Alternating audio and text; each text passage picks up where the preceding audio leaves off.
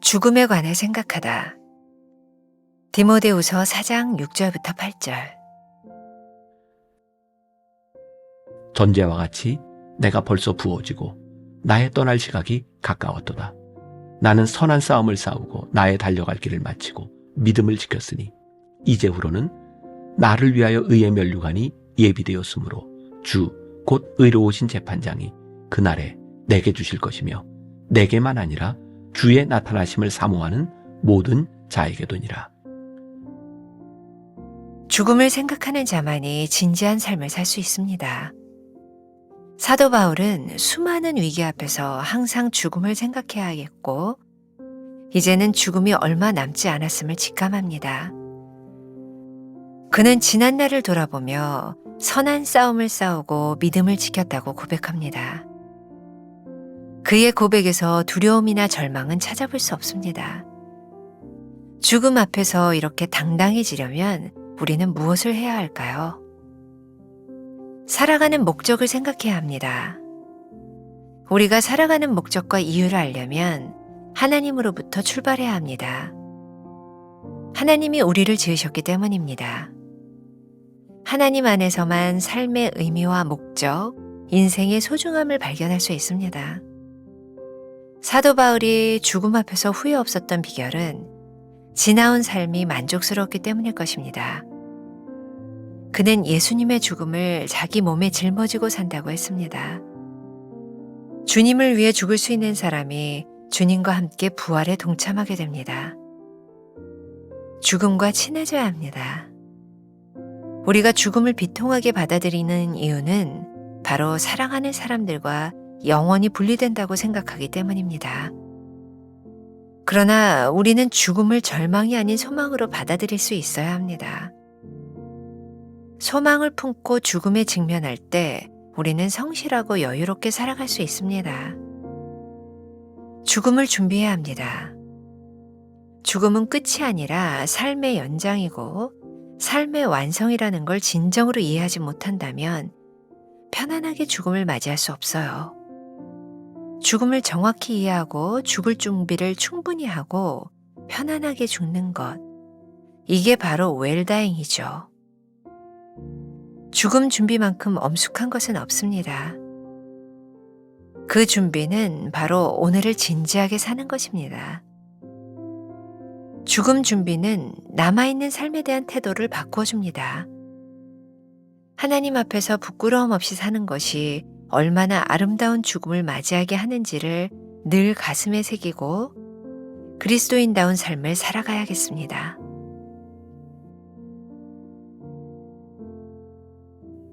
나는 죽음에 대해 생각합니까? 나에게 죽음은 절망입니까? 소망입니까? 웰다잉을 위해 내가 준비해야 할 것은 무엇입니까?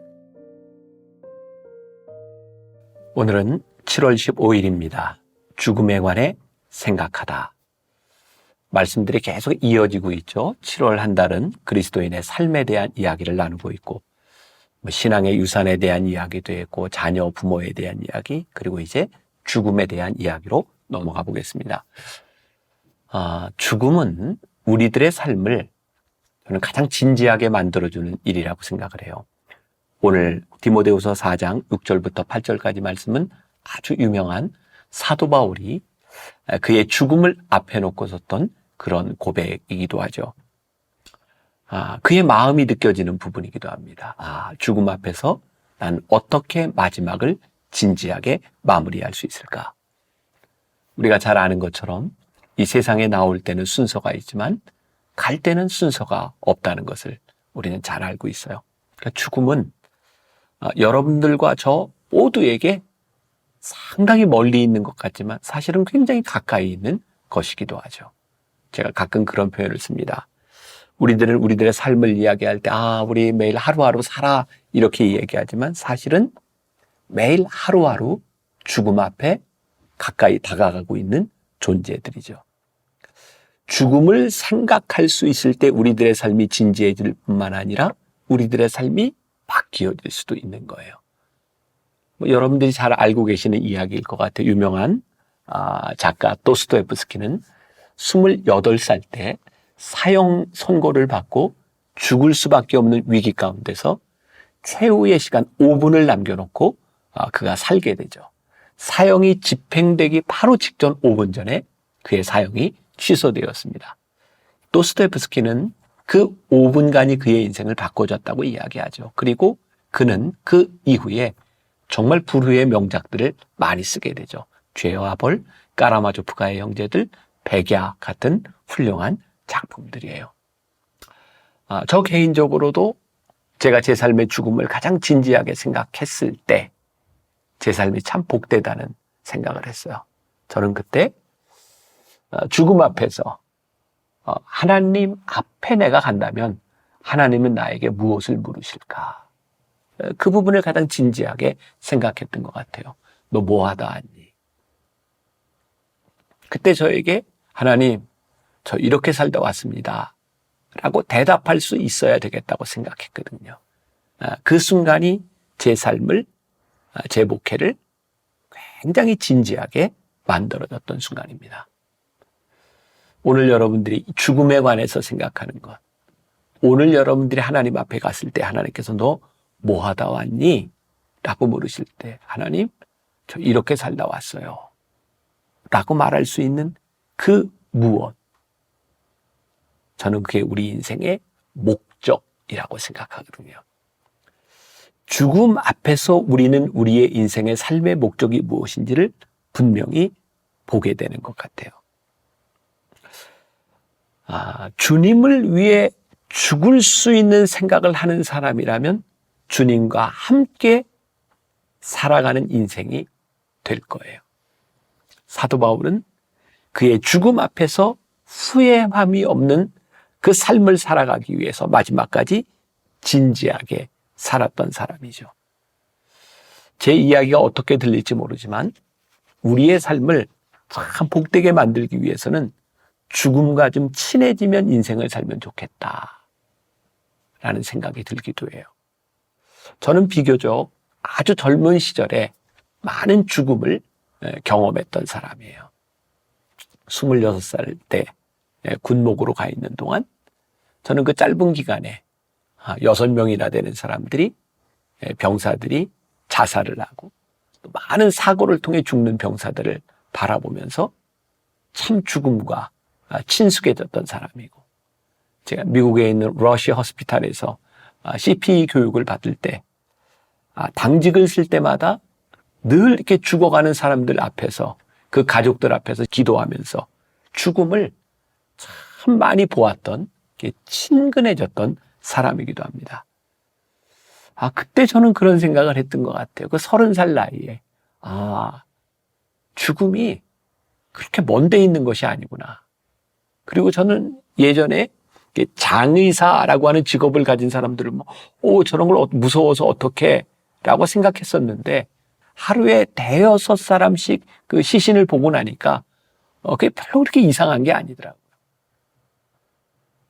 살고 죽는 것, 그게 우리의 손에 달린 것이 아니라면 우리들이 하나님 앞에 갈 때에 우리들이 어떤 모습으로 서야 될지를 우리들이 분명히 준비하는 삶을 살아야 되겠다. 자, 여러분들 책 마지막 문단에 죽음은 끝이 아니라 삶의 연장이고 삶의 완성이라는 걸 진정으로 이해하지 못한다면 편안하게 죽음을 맞이할 수 없어요. 죽음을 정확히 이해하고 죽을 준비를 충분히 하고 편안하게 죽는 것, 이게 바로 웰다잉이죠. 웰다잉은 나이에 관계된 문제도 아니고, 여러분들이 지금 중한 병을 앓고 있기 때문에, 여러분들이 지금 양로원에 있기 때문에 내가 죽음을 준비해야지, 그것이 웰다잉이 아니라 내가 언제 하나님 앞에 간다 할지라도 그 죽음을 준비하고 사는 삶, 그것을 살을 때 웰다잉의 삶을 살아가게 되어 있는 거죠. 어제도 제가 캄보디아 선교사 위로회에 대한 이야기를 했는데, 그 캄보디아 선교사님 위로회를 갔을 때 우리 선교팀들이 모든 가정에 이제 사진을 찍어주는 그런 사역을 했어요. 근데 그 선교사님 중에 80이 넘으신 분이 있다 그래요. 우리 성도 중에 한 분이 사진을 찍는데 영정 사진도 좀 찍어주세요. 그 이야기를 듣다가 사진을 찍던 우리 선교단이 눈물을 쏟았다 그래요. 영정 사진도 찍어주세요. 근데 그게 슬픔의 이야기가 아니라 캄보디아 땅에서 평생을 살았던 나의 삶의 흔적, 영정 사진을 찍어주세요. 그리고 선교사님들끼리 이렇게 이야기를 하는데 그런 이야기를 해요. 여러분, 우리 앞으로 선교하다 죽으면 서로 뼈를 묻어줘야 되는 사람들이 우리들입니다. 우리 행복하게 잘 삽시다. 어쩌면 오늘 함께 숨을 쉬고 함께 살아갔던 우리의 동료들 가운데 누군가 내가 뼈를 묻어줘야 될 사람도 있고 누군가 나의 뼈를 묻어줘야 될 사람도 있을 거예요. 우리는 그 죽음 앞에서 그 사람들의 삶을 또 생각하게 될 거예요. 하나님, 우리가 아름다운 죽음을 맞이할 수 있다면 아름다운 삶을 살 수 있지 않겠습니까? 그래서 풍성한 그리스도인의 삶을 위하여 죽음을 생각하라는 거예요. 여러분들에게 한 가지 이야기를 들려드리려고 합니다. 제가 2009년 죽음에 대한 설교를 하면서 누군가의 글을 인용했던 부분인데 한번 들어보세요. 몇 해 전 돌아가신 제 아버님과 죽음에 대해 이야기를 나눈 적이 있습니다. 죽음을 담담하게 맞이하시는 것 같은 아버지께 저는 두 손을 꼭 잡고 여쭈어 보았습니다. 아버님, 정말 아무렇지도 않으세요? 라고 물었습니다. 그때 아버님은 잡고 있던 제 손을 놓으며 웃으셨습니다. 그리고는 이놈아, 너도 당해봐. 죽음은 누구나 다 두려운 거야. 다만 믿음으로 극복하는 것이지 라고 말씀하셨습니다. 그때 그 말씀을 들으면서 참으로 감사하다는 생각을 하면서 그 말씀을 몇 번씩 곱씹었습니다. 그래, 믿음으로 극복하는 것이지 하고 말입니다. 어떤 믿음으로 죽음을 맞이해야 할지를 헬리나우에는 서커스단 고개사와의 대담한 내용으로 잘 설명해주고 있습니다. 공중 날기를 할 때 공중을 나는 사람은 자신을 붙잡아주는 사람을 전적으로 신뢰해야 한다고 합니다. 붙잡아주는 사람은 1초에 몇 분에 몇 가지 맞출 정도로 정확하게 공중 나는 사람이 갈 자리에 와 있어야 하고 공중을 나는 사람은 아무것도 하지 않은 채 그저 팔과 손만 뻗고서 붙잡아주는 사람이 그를 잡아 안전하게 끌어주기를 기다리면 된다는 것입니다. 만약 나는 사람이 붙잡아주는 사람의 손목을 잡는다면 둘 중에 한 사람의 손목이 부러지게 되고 둘 다 죽을 수도 있다는 것입니다. 공중 날기를 하는 사람은 날기만 하고 붙잡아주는 사람은 붙잡기만 해야 된다는 말입니다. 공중 날기를 하는 사람은 붙잡아줄 사람이 자기를 위해 제자리에 와 있다는 것을 믿고 팔을 뻗어야 한다는 것입니다. 이처럼 죽음에 임박했을 때 예수님께서 아버지, 나의 영혼을 아버지 손에 맡깁니다 라고 말씀하셨듯이 우리의 모든 것을 맡기고 기다리라고 말합니다. 헬리나우에는 우리에게 두려워하지 마세요. 당신이 하나님의 사랑받는 자녀라는 걸 잘 생각하세요. 당신이 길게 점프할 때 하나님께서 이미 그 자리에 와 계실 겁니다. 하나님을 붙잡으려고 애쓰지 마세요. 그분이 당신을 붙잡아 주실 거예요. 그러니 그저 팔과 손을 앞으로 내밀기만 하세요. 하나님을 믿으세요. 믿고 또 믿으세요. 라고 말입니다. 죽음을 준비하는 것은 두 가지 차원이 있습니다. 죽음을 앞에 놓고 잘 사는 것. 그리고 죽음 앞에서 담대하게 하나님 앞에 우리의 영혼을 맡기는 것. 죽음을 잘 준비할 수 있다면 우리의 삶이 얼마나 복될까요? 기도하겠습니다. 오늘 죽음을 생각합니다. 죽음으로 하나님 앞에 서 있을 내 인생을 바라봅니다. 죽음 앞에 두려워하고 있는 내 모습을 바라봅니다. 하나님께서 물으실 그 물음 앞에 주님, 제가 이렇게 살다 왔습니다. 담대히 말할 수 있는 사람. 죽음 앞에 떠는 것이 아니라 주님 앞에 내 영혼을 맡깁니다. 내 손을 뻗어 주님 앞에 온전히 맡길 수 있는 삶. 그래서 지금 우리들에게 주어진 삶을 담대히 승리할 수 있는 주의 백성들이 되게 하여 주옵소서. 예수님의 이름으로 기도했습니다. 아멘.